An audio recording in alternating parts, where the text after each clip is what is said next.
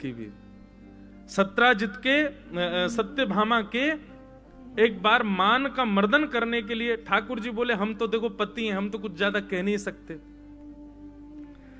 सत्यभामा जी को अपने रूप की बड़ी गर्विष्ठता, अपने रूप का बड़ा अहंकार कि मैं बहुत सुंदर हूं। और निश्चित है भगवान की 16,108 पटरानियों में सबसे ज्यादा सुंदर रूप से यदि कोई है तो वो सत्यभामा है। लेकिन बंधुओं, रूप की सुंदरता कुछ ही दिन बढ़िया लगती है, स्वभाव की सुंदरता निरंतर बढ़िया लगती है। श्री रुक्मणी जी स्वभाव से सुंदर है। रूप की ऐसी सुंदरता सत्यभामा जी के भीतर, अपने रूप के आगे वो किसी को नहीं समझते। ठाकुर जी के निज 3 पार्षदों को अभिमान हो गया। सबसे पहले तो श्री सुदर्शन जी, उनको अभिमान हुआ कि हमसे ज्यादा शक्तिशाली दुनिया में कोई नहीं। दूसरा अभिमान गरुण जी को हुआ कि हमसे तेज कोई नहीं चल सकता। और तीसरा अभिमान भगवान की पटरानी सत्यभामा को हुआ कि हमसे सुंदर कोई नहीं। और तीनों के मान का हनन करने के लिए ठाकुर जी ने हनुमान जी को बुलाया। जो मान का हनन करे, जो अभिमान दूर करे, वो श्री हनुमान जी। भगवान ने स्मरण किया, बोले देखो ये तीनों हमारे इतने सन्निकट रहते हैं कि हम कितना भी कहें सुनते नहीं। ये बात निश्चित है बंधुओं, आप जब जिसके बहुत सामीप्य में रहने लग जाते हो ना, वो आपकी गलती सुधारने का प्रयास करेगा तो भी नहीं सुधरोगे आप, क्योंकि अति सामीप्य में दोष होता है। कोई बाहर का व्यक्ति आकर के टोकेगा, समझाएगा, तभी सुधर पाओगे आप। ये प्रमाण है। ठाकुर जी बोले हम हैं तो द्वारिकाधीश, लेकिन अब इन तीनों को हम समझा नहीं सकते, समझते हैं नहीं। इसलिए अब किसी को ऐसे को बुलाया जाए जो इनके मान का हनन करे, इनके अभिमान को दूर करे। और मान का हनन करते हैं इसीलिए हनुमान जी को आमंत्रित किया द्वारिका। हनुमान जी महाराज द्वारिका आ गए। द्वारिका आकर के महाराज सुंदर वनों को उजाड़ने लगे, सुंदर वृक्षों को तोड़ने लगे, नारियल उखाड़ करके पीने लगे, केले के सुंदर वृक्षों को तोड़ करके केले खा जाएं, छिलका फेंक दें महाराज, फिसल के लोग गिर रहे हैं द्वारिका के। और कोई रोकने टोकने जावे तो वृक्ष उठा के फेंक दें हनुमान जी उसके ऊपर। सब दौड़े दौड़े गए स्वधर्मा सभा में। हे द्वारिकाधीश, एक बानर घुस आया है द्वारिका में, पूरी द्वारिका उजाड़ दी है उसने, आप कृपा करो। भगवान ने सुदर्शन चक्र से कहा आप जाइए, आप बड़े बलवान हैं, कोई बहुत शक्तिशाली बानर आया है, जाइए जाकर के उसको या तो बंदी बनाइए, नहीं तो अपने बल के आगे उसको शांत कर दीजिए। सुदर्शन जी कम नहीं है बंधुओं। सुदर्शन जी यदि अपने पे आ जाएं तो एक क्षण के अंदर पूरे समुद्र को सुखा सकते हैं, इतना तेज है सुदर्शन जी में। उनको सामान्य मत समझिए, ठाकुर जी के सुदर्शन सामान्य नहीं है। सुदर्शन जी बोले जी महाराज अभी जाता हूं, ये बानर तो मेरे बाएं हाथ का खेल, बाएं हाथ की इकन्नी उंगली का खेल, अभी जाता हूं। सुदर्शन जी महाराज जैसे ही गए, बोलो गंगा मैया की जय। परम बीतराग, परम भगवत निष्ठ, परम विद्वान हरिद्वार से हमारे मध्य पधारे हैं, परम पूजनीय प्रातः स्मरणीय स्वामी श्री विवेकानंद जी महाराज। सब लोग करतल ध्वनि से महाराज जी का स्वागत करें। बोलो द्वारिकाधीश की, गंगा मैया की जय। जय हो विराज महाराज। जय श्री कृष्ण महाराज। गंगा मैया तुम्हारी जय जय हो, गंगा मैया तुम्हारी जय जय हो, गंगा मैया तुम्हारी जय जय हो, मैया तुम्हारी जय जय हो, विष्णुपदी तुम्हारी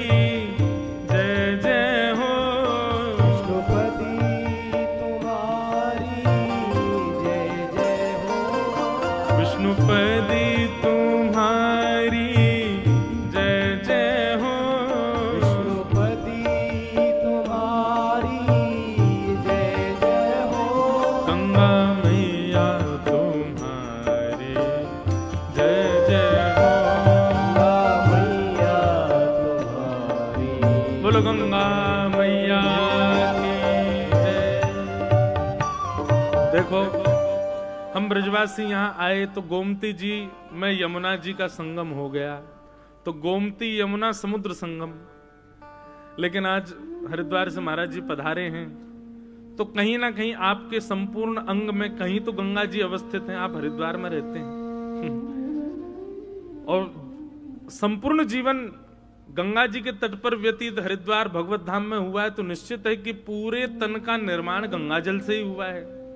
तो महाराज जी यहां पर जितने क्षण भी विराजमान रहेंगे मानो गंगा जी का गोमती जी में मिलकर के समुद्र संगम। देखो यहां पर तीर्थराज प्रकट हो गया है हमारे ब्रज द्वारिका मिलन महोत्सव में। अभी कहां से वैष्णव संत जन पधारेंगे, उतना आनंद होता रहेगा।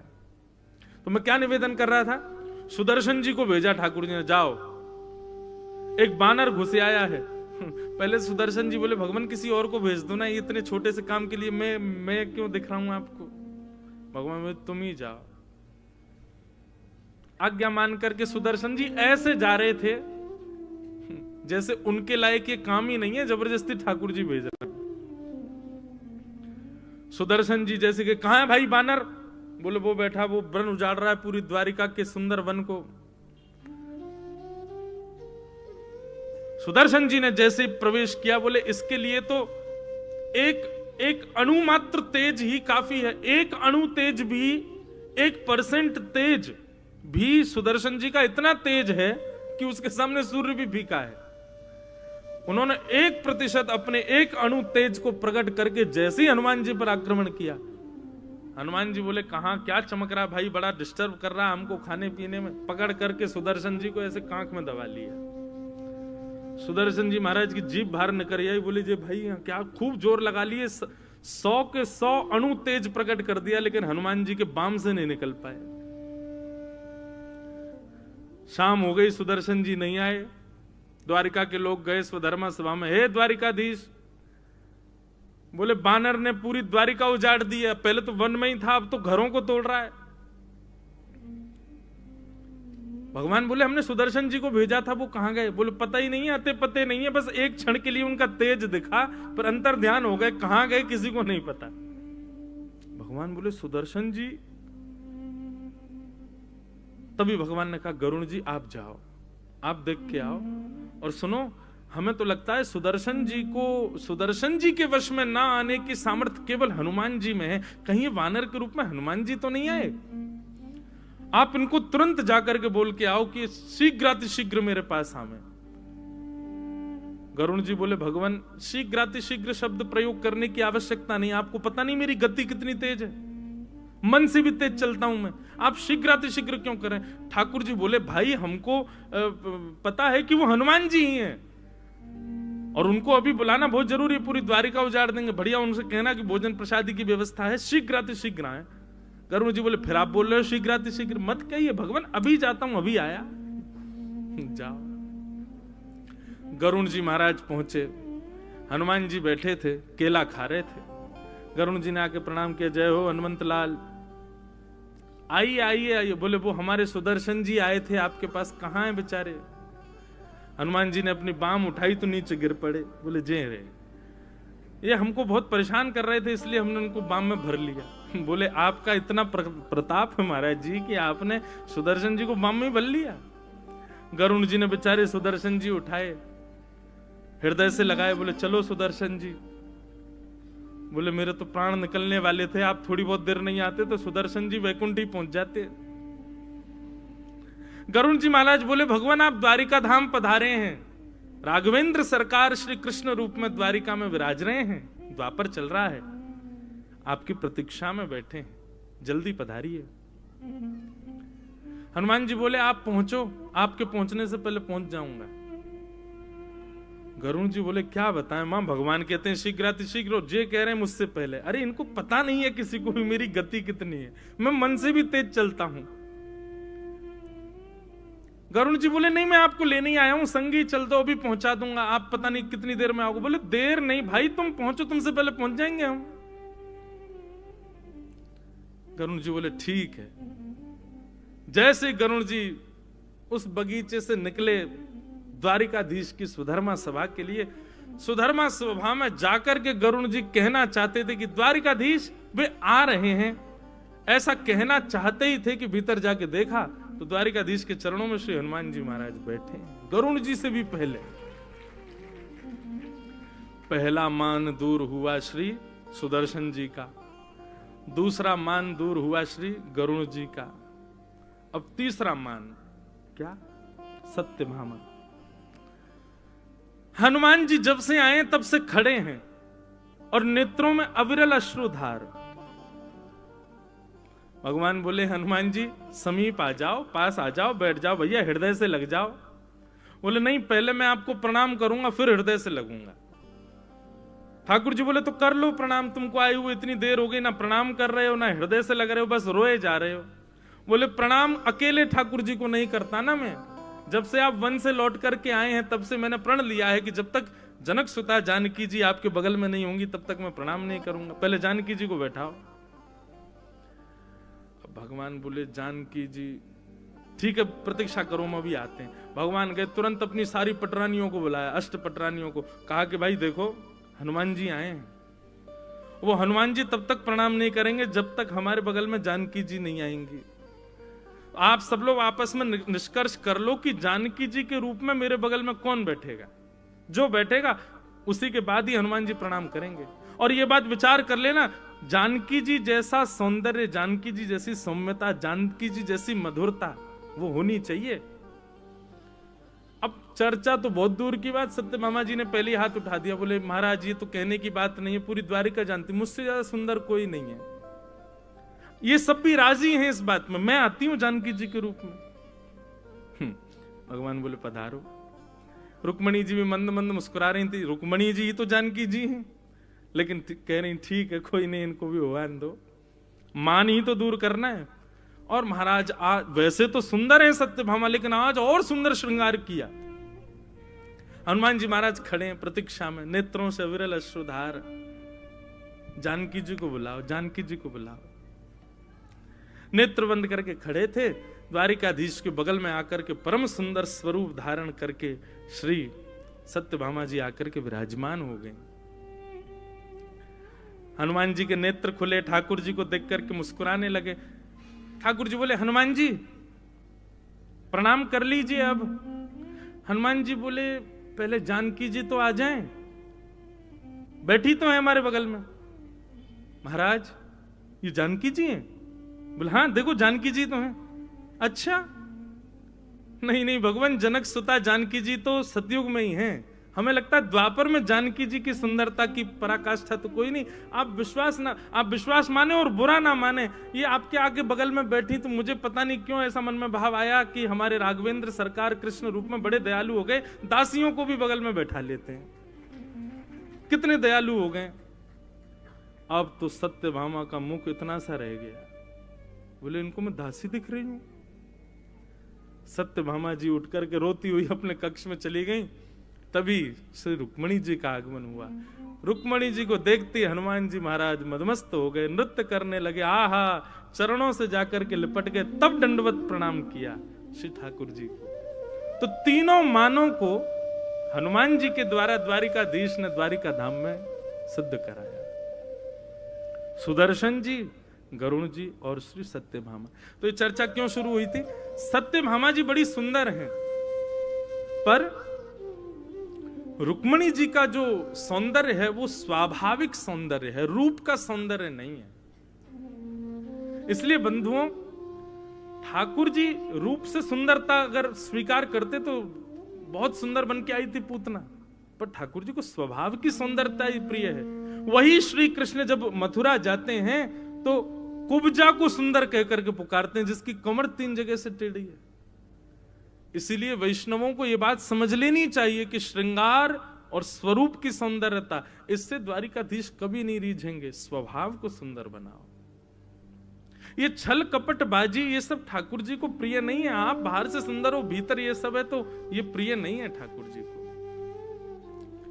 रुक्मणी जी ने पत्र में नवदा भक्ति की प्रथम भक्ति को विराजमान किया कि श्रुत्वा गुणान भुवन सुंदर शृण्वतां ते निर्विश्य कर्ण विवरै हरतुंगतापम् किरूपं दृशां दृशिमतामखिलार्थलाभं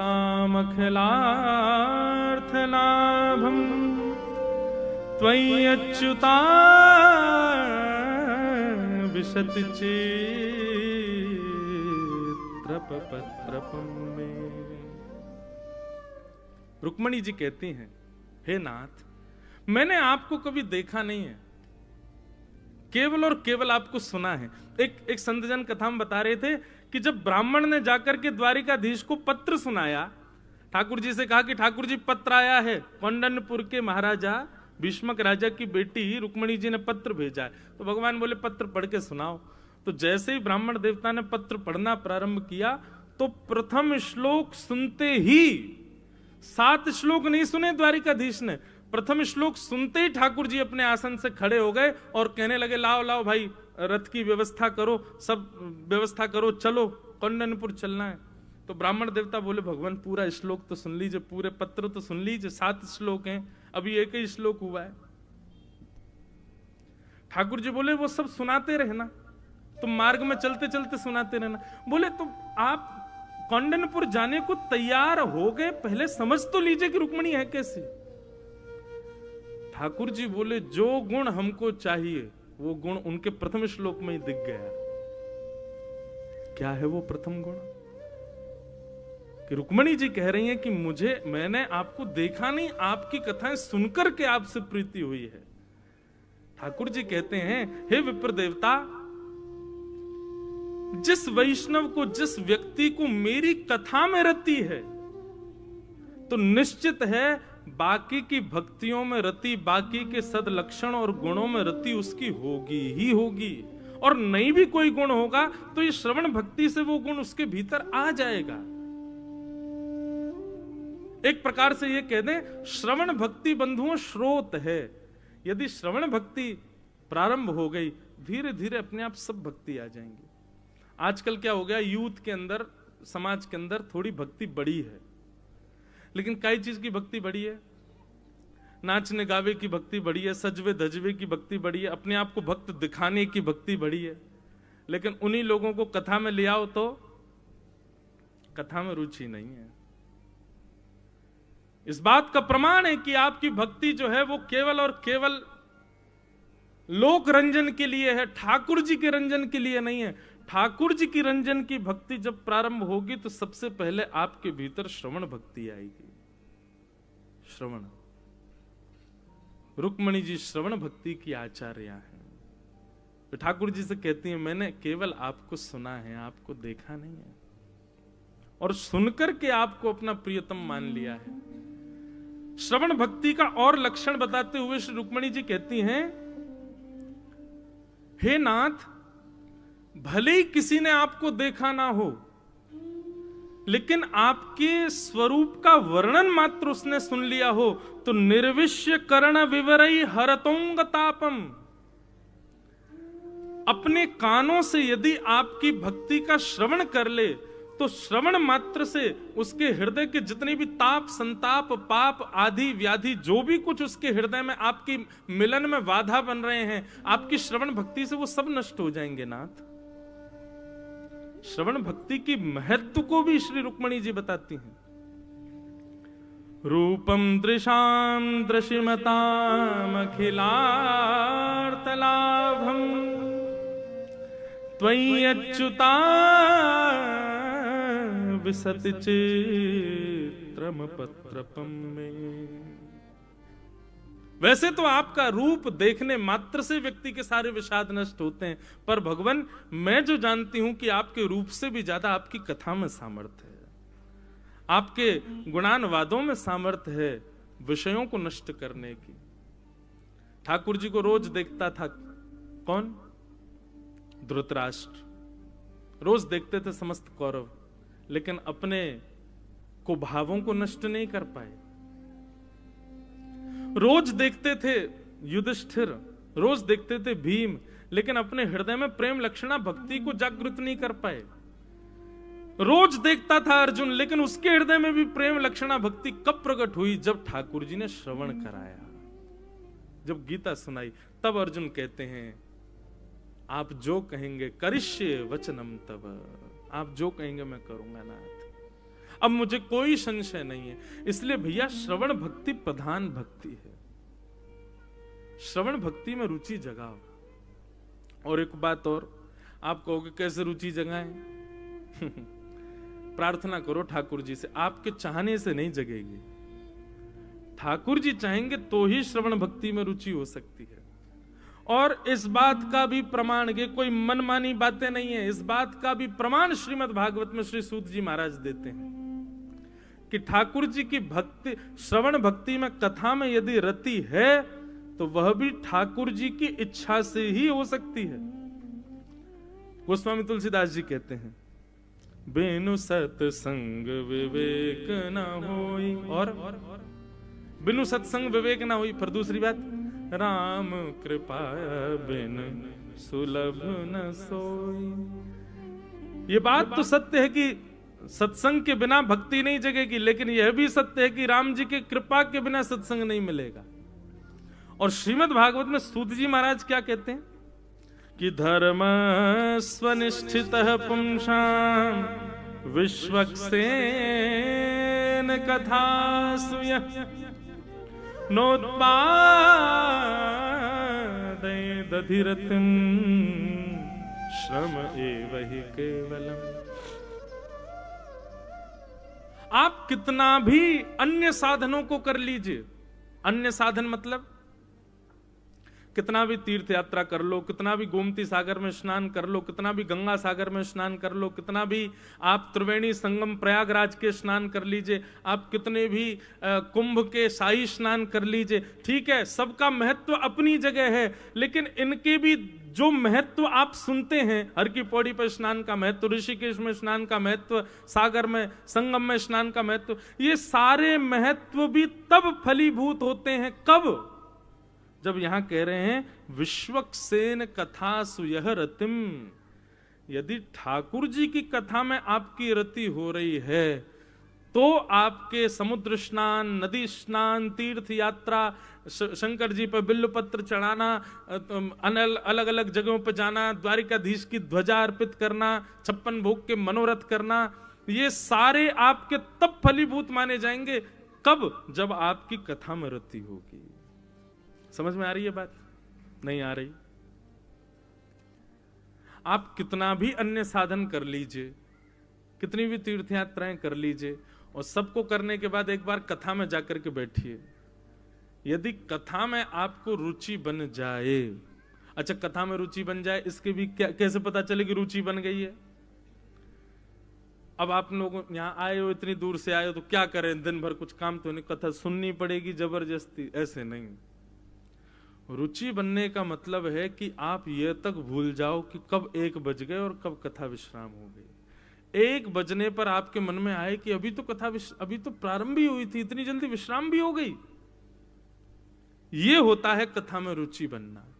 कथा में रुचि बनने का दूसरा अर्थ क्या है? बाग गदगदा द्रवते यस्य चित्तम रुदत्य भिक्षणम हसति क्वचिच्च विलज्ज उद्गायत नृत्यते च मदभक्ति युक्तो भुवनम पुनातु।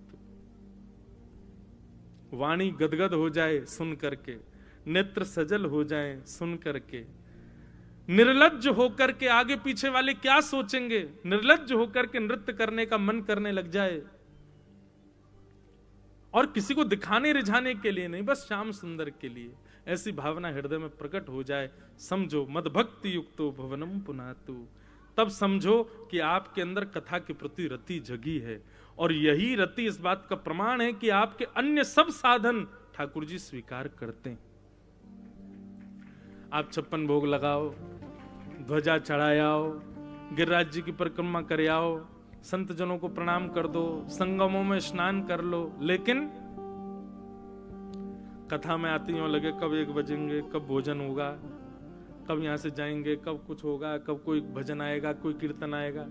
अच्छा, मैंने भी एक नया नियम शुरू कर दिया। अभी क्या होता है कि लोग बाग प्रश्न पत्र भेजते हैं, तो उसमें लिख के महाराज जी 1-1.5 घंटा में एक भजन सुना दिया करो। मेरे पास सब साधन, हमारे सब गंधर्वजन बैठे रहते, महाराज जी कुछ गाओ। गला भी दिया ठाकुर जी ने, पद भी बहुत सारे, लेकिन मैं जानबूझ के नहीं गाता। क्यों नहीं? कथा सुनो, क्योंकि प्रथम भक्ति श्रवण है, दूसरी भक्ति कीर्तन है। जब तक श्रवण में रति नहीं हो तब तक कीर्तन में नहीं जाने देंगे। कीर्तन भक्ति में तो सबको आनंद आता है, जो सो भी रहे होते हैं कीर्तन भक्ति में वो भी उठ जाते हैं, लेकिन श्रवण भक्ति में जगे रहो, ये ठाकुर जी की कृपा है। तो श्रवण भक्ति ये प्रथम भक्ति है। रुक्मणी जी को अपनी प्रथम पटरानी के रूप में केवल ये गुण देख करके ठाकुर जी ने स्वीकार किया। एक पति अपनी गृहिणी को उसकी एजुकेशन देख करके ले, रूप देख करके ले, परिवार देख करके ले, सौंदर्य देख के ले, स्वभाव लेके, लेकिन जगत नियंता जगदाधार द्वारिकाधीश अपनी प्रमुख पटरानी के रूप में रुक्मणी जी को स्वीकार करते हैं केवल एक गुण देख करके, कि उनके भीतर कथा सुनने के प्रति रति है। और यही बात प्रमाणित होती है रुक्मणी जी के पत्र से। एक अष्ट सखाओं का पद है, बहुत सुंदर पद है। आप सबको द्वारिकाधीश के सामने जाकर के वो पद गाने चाहिए जो हम यहां गाते हैं। यह मांगू गोपी जन वल्लभ, यह मांगू गोपी जन वल्लभ। सब द्वारिका आए हो और ब्रज के प्रतिनिधि में आए हो आप लोग। ये आप सब लोगों को जो ये आईडी कार्ड दिए गए हैं ना, ये इसलिए नहीं है कि आप इस कथा के उत्सव के यजमान आदि हो, नहीं, आप इस उत्सव में किसी ना किसी रूप से सहभागी हो, मतलब आप सब ब्रजवासी हो। और इस भाव से आप इसको पहन करके भी यदि मंदिर में जाओगे तो द्वारिकाधीश आपकी जरूर सुनेंगे। एक भाव मात्र, क्यों ब्रज लिखा उस पर, ब्रज द्वारिका मिलन महोत्सव। द्वारिकाधीश से जाकर के ये प्रार्थना कर देना, बहुत सुंदर पद है। हमें द्वारिकाधीश जी से क्या चाहिए? यह मांगू गोपी जन वल्लभ, यह मांगू गोपी जन वल्लभ। मानुष जन्म और हरि सेवा, मानुष जन्म और हरि सेवा, मानुष जन्म और हरि सेवा, मानुष जन्म और हरि सेवा। ब्रज बसवो दी जो मोहि सुलभ, ब्रज बसवो दी जो मोहि सुलभ। कितनी सुंदर कामना है, ऐसी कामना हर व्यक्ति को करनी चाहिए। क्या मांग रहे हैं ठाकुर जी से? मानुष जन्म। एक तो ठाकुर जी ये कृपा करना, इस जन्म में तो आपने मानव बनाए, अगले जन्म में फिर मानव बनाना। मानुष जन्म, लेकिन अगले जन्म में कुछ प्रायोरिटीज रखिएगा। मानुष जन्म और हरि सेवा। दूसरी क्या है? बोले आपकी सेवा प्राप्त हो। मानुष जन्म और हरि सेवा।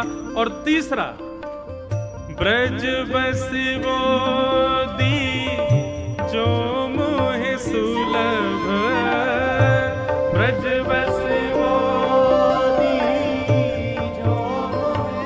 अभी 14 तारीख को ठाकुर जी का जन्मोत्सव, हमारे गिरधर लाल जी का।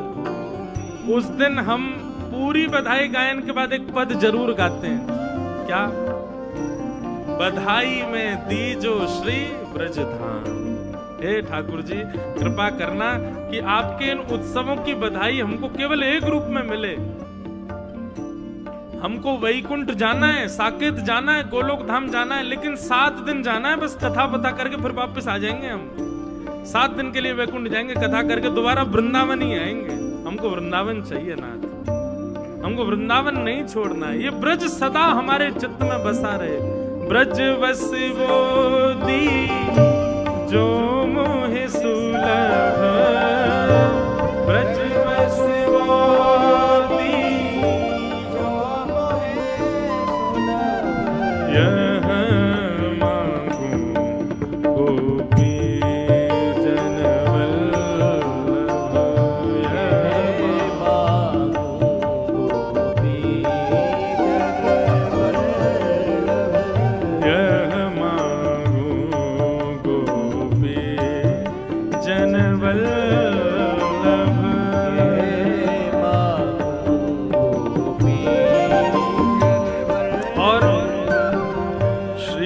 वल्लभ कुल को चेरो, श्री वल्लभ चेरो, श्री रामानुज कुल को चेरो, श्री रामानुज कुल को चेरो, श्री हरिवंश कुल को चेरो, श्री हरिवंश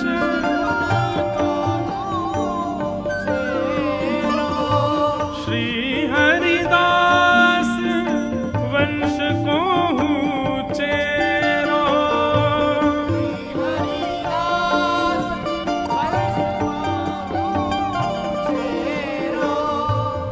ब्रजवासिन को दास कहाऊं, ब्रजवासिन को दास कहाऊं, हे ब्रजवासिन को दास कहाऊं, ब्रजवासिन को दास कहाऊं, ओ यह मांगूं गोपी जनवल्लभ, यह मांगूं गोपी जनवल्लभ,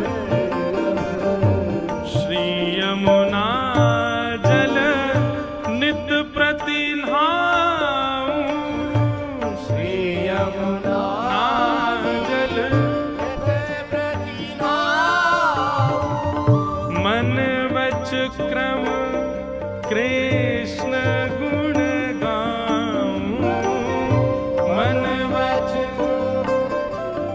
कृष्ण गुण गाऊं, मन वच कर्म कृष्ण गुण गाऊं, मन वच कर्म कृष्ण गुण गाऊं। और ये सब तो मांगते जा रहे हैं हम ठाकुर जी से, और इन सब को पुष्ट कौन करेगा?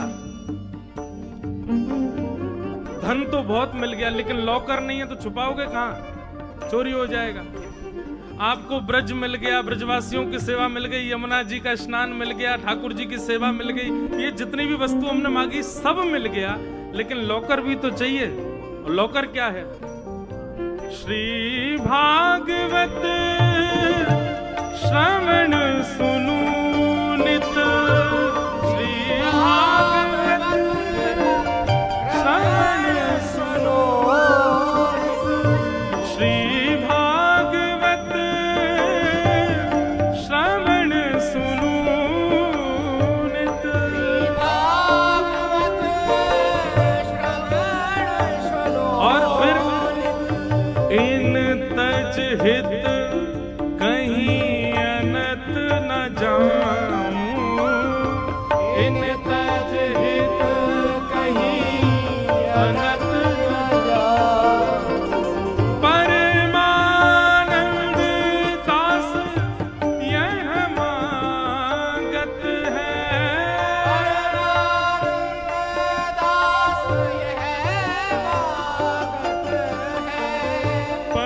परमानंद दास यह मांगत है, परमानंद दास यह मांगत है। अंतिम पंक्ति तो बहुत ही सुंदर है। सब मांग लिया ठाकुर जी से, और सब मांगने के बाद भागवत जी मांगे, और भागवत जी मांगने के बाद अंतिम भाव क्या है?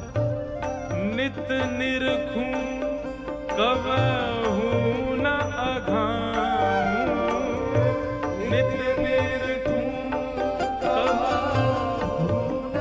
हे नाथ, मैं खाने में थक जाऊं, भोजन करने में थक जाऊं, सोने में थक जाऊं, नाचने में थक जाऊं, सब कार्यों में थक जाऊं नाथ, लेकिन जब आप मेरे सामने खड़े हो, स्वामी श्री हरदास जी महाराज कहते हैं, ऐसे ही देखत रहूं तो मैं जन्म सफल कर मानूं, प्यारी को भामतो भामती को प्यारो, युगल किशोर एक ही जानो, यह मांगू गोपी जन वल्लभ। श्री परमानंद दास जी कह रहे हैं, नित्य निरखूं कबहू न अधाऊं, नित्य निरखूं कबहू न अधाऊं, यह मांगू गोपी जन वल्लभ, यह मांगू गोपी मानुष जन्म और हरि सेवा,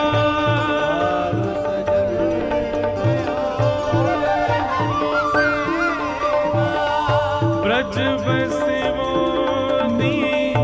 जो मोहे सुलभ, ब्रज बसिवो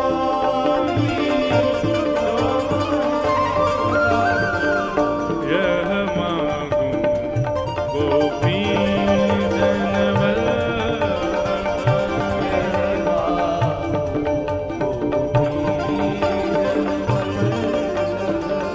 यह मांगू गोपी जन वल्लभ, यह